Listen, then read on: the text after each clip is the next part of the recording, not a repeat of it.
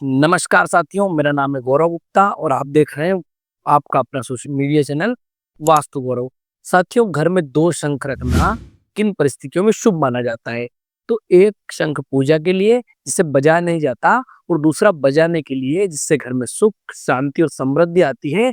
खासकर दक्षिणावर्ती शंख जो दाहिने मुख वाला होता है, पूजा के लिए बेहद शुभ माना जाता है। अब शंख रखने के क्या नियम हैं? शंख कितने प्रकार के होते हैं?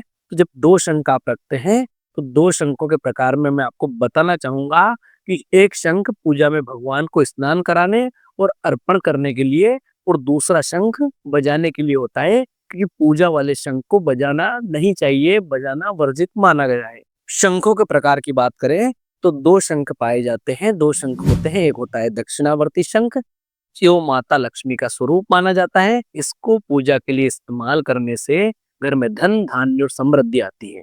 दक्षिणावर्ती शंख जो लक्ष्मी का स्वरूप माना जाता है, उस शंख को हमेशा एक साफ लाल कपड़े या चांदी या तांबे के स्टैंड पर रखना चाहिए।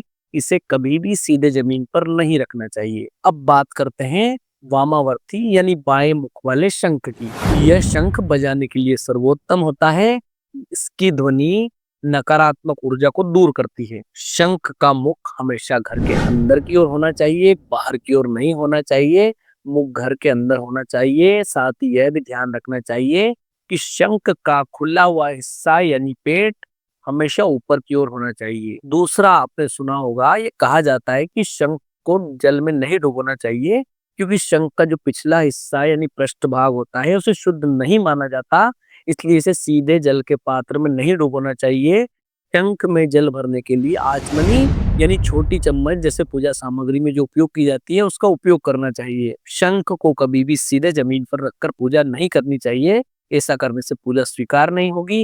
इसलिए शंख के लिए हमेशा एक पीठ यानी स्टैंड या आसन का प्रबंध करना चाहिए। शंख के शुद्धिकरण की बात करें तो शंख को भरते समय प्रणव मंत्र यानी ओम का उच्चारण जरूर करना चाहिए।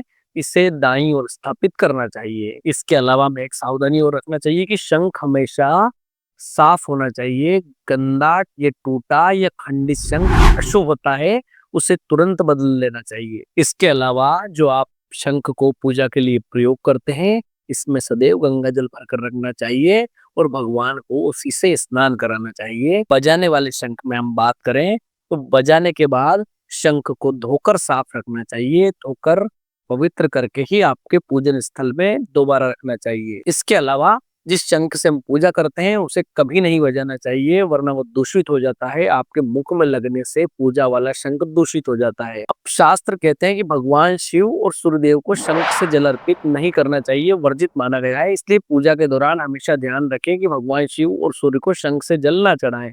अब पूजा वाले शंख में रखे जल को पूजा करने के बाद घर के कोनों में छिड़कने से नकारात्मक ऊर्जा समाप्त होती है और सकारात्मकता का संचार होता है। शंख की ध्वनि से बैक्टीरिया का नाश होता है, दुखों का भी शमन बताया गया है शास्त्रों में। शंख बजाने का सबसे शुभ समय होता है सूर्योदय और सूर्यास्त यानी संध्या काल। इसका शुभ समय सर्वोत्तम समय माना जाता है। दोपहर में शंख बजाने से आमतौर पर शास्त्र मना करते हैं। शास्त्र में दोपहर में शंख बजाना वर्जित माना गया है। इसके अलावा हर पूर्णिमा या किसी विशेष त्योहार पर शंख को दूध और गंगा जल से अभिषेक करने से उसकी सकारात्मक ऊर्जा बनी रहती है। अब शंख बजाने के वैज्ञानिक फायदों में हम देखें तो शंख बजाने से श्वसन प्रणाली यानी रेस्पिरेटरी सिस्टम मजबूत होता है, फेफड़ों की कार्य क्षमता बढ़ती है। कोरोना काल में आपने ये देखा होगा। इसके साथ ही वैज्ञानिक शोध बताते हैं कि शंख की ध्वनि से निकलने वाली जो तरंगे रहती हैं, वेव्स रहती हैं, वो वातावरण में मौजूद सूक्ष्म हानिकारक जीवाणुओं को नष्ट करने में सहायक होती है। इसकी गूंज मस्तिष्क को शांत करती है और तनाव यानी स्ट्रेस को कम करने में हमारी मदद करती है। इसके अलावा हम इसके और भी गुणों की बात करें, इसके औषधि गुणों की बात करें, जो पूजा वाले शंख में रात भर रखे हुए जल का स्वास्थ्य की दृष्टि से बड़ा महत्व है। शंख के जल से चेहरा धोने या त्वचा पर लगाने से एलर्जी, रेशेस और सफेद दागों में राहत मिलती है। इस जल में प्राकृतिक रूप से चूना यानी कैल्शियम और फास्फोरस की मात्रा आ जाती है, जो हड्डी और दांतों के लिए काफी लाभदायक माना जाता है। इसके अलावा सुबह खाली पेट शंख में रखे जल की कुछ बूंदें लेने से पेट की बीमारियों और कब्ज जैसी समस्याओं में सुधार होता है। अब मंदिर वाले इस वीडियो में हम बात करें तो हम एक और महत्वपूर्ण विषय आता है सामग्री, पूजा सामग्री रखने के शास्त्रोक्त नियम क्या है।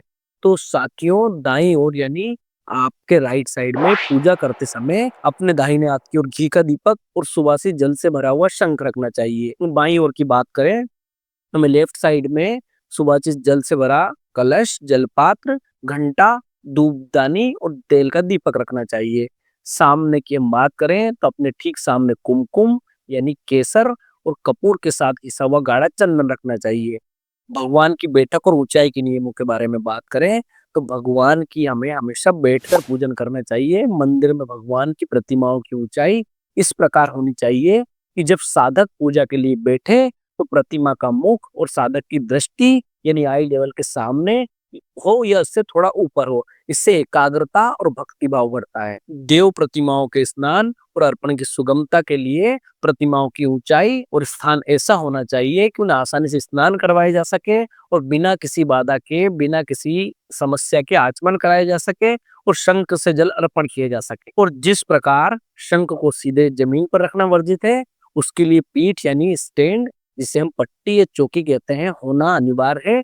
उसी प्रकार देव प्रतिमाओं को भी उच्चासन यानी सिंहासन या पीठ पर या चौकी पर स्थापित करना चाहिए ताकि वे पूजन के लिए सही ऊंचाई पर रहें। इसके अतिरिक्त घर के पूजा स्थल में शिखर का होना निषेध माना गया है, क्योंकि शिखर और गुम्बद घर के अंदर बने मंदिर में शिखर या गुम्बद नहीं होना चाहिए। शिखर केवल सार्वजनिक मंदिरों के लिए होता है जहां प्राण प्रतिष्ठा के साथ बहुत बड़े क्षेत्र की ऊर्जा को सेंट्रलाइज यानी केंद्रित किया जाता है। अब घर में शिखर होने से आपको नकारात्मक प्रभाव देखने को मिलेंगे। घर में शिखर होने से ऊर्जा का प्रवाह असंतुलित हो सकता है, जो आपके गृहस्थ जीवन के अनुकूल नहीं माना जाता। इसके अतिरिक्त एक और ये देखने में आता है कि लोग अपने घर के मंदिर यानी पूजा स्थल के ऊपर कबाड़ इकट्ठा कर लेते हैं। तो हमें हमेशा पूजा स्थल को साफ रखना चाहिए, उसके ऊपर की जगह को खाली रखना चाहिए, वहां कबाड़ नहीं रखना चाहिए। और मंदिर के ठीक ऊपर कोई भी भारी सामान, कबाड़ या अनावश्यक वस्तुएं नहीं रखना चाहिए। मंदिर से के ऊपर गंदगी या कबाड़ होने से आपके घर में मानसिक तनाव और आर्थिक बाधाएं आ सकती हैं। आपके घर के मंदिर को हमेशा धूल मिट्टी से मुक्त रखें। जैसे कि नित्य कर्म पूजा प्रकाश में बताया गया है कि वस्तुओं को यथास्थान सजाने और शुद्ध रखने से ही पूजा सफल होती है। साथ ही ऐसा करने से ही आपके घर में नकारात्मक ऊर्जा का नाश होता है और देवताओं का आह्वान होता है।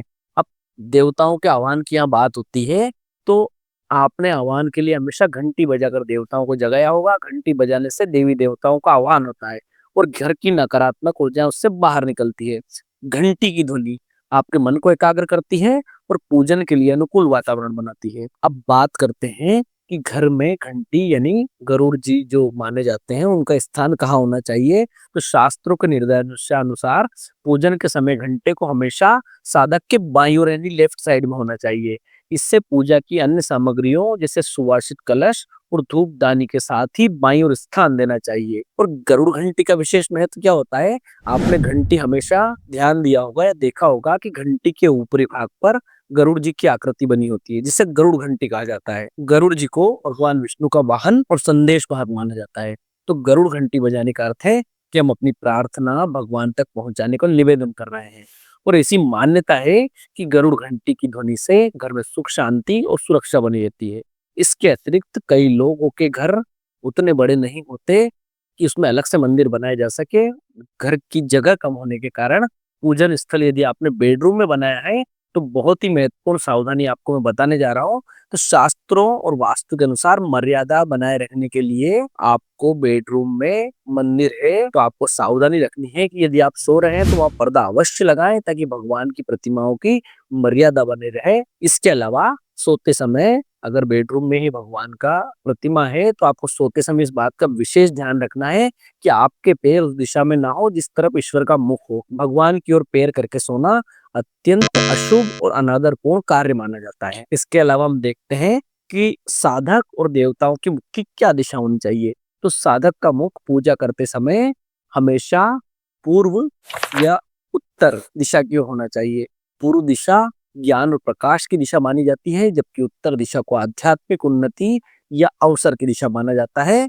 तो आपको इन दिशा में मुख करना चाहिए। अब देवताओं का मुख किस दिशा में होना चाहिए, तो भगवान की प्रतिमा इस प्रकार स्थापित होना चाहिए कि उनका मुख पश्चिम या दक्षिण की ओर हो, ताकि साधक और देवता आमने सामने होकर एकाग्र चित्त होकर साधक अपने देवता को देख सके। मंदिर से जुड़ी जानकारी के क्रम में हम बात करते हैं शुभ चिन्हों का महत्व और उनकी स्थापना के बारे में। तो शुभ चिन्ह जो धार्मिक मान्यता में माने जाते हैं, शंख, चक्र, गदा, पद्म इत्यादि, ये भगवान विष्णु के आयुध और प्रतीक हैं। इन्हें घर के दीवारों को या प्रवेश द्वार पर बनवाने से घर में सुरक्षा और लक्ष्मी का वास होता है। स्वास्तिक और ओम को, गणेश और ब्रह्मांड को, ध्वनि ओम को माना जाता है। इसकी आकृतियां मंदिर के मुख्य स्थान या द्वार पर लाल कुमकुम चंदन से बनवाना अत्यंत शुभ माना जाता है। अब बात करते हैं कि भोग अर्पित करते समय जब भगवान को नैवेद्य या भोग लगाया जाता है, तब पर्दा अवश्य करना चाहिए। ऐसा माना जाता है कि पर्दा करने से भगवान एकांत में और शांति पूर्वक भोग ग्रहण करते हैं।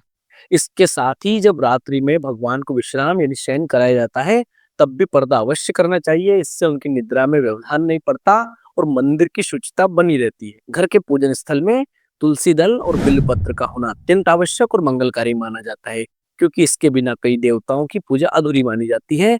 बिल्वपत्र भगवान शिव की पूजा के लिए अत्यंत आवश्यक माना जाता है।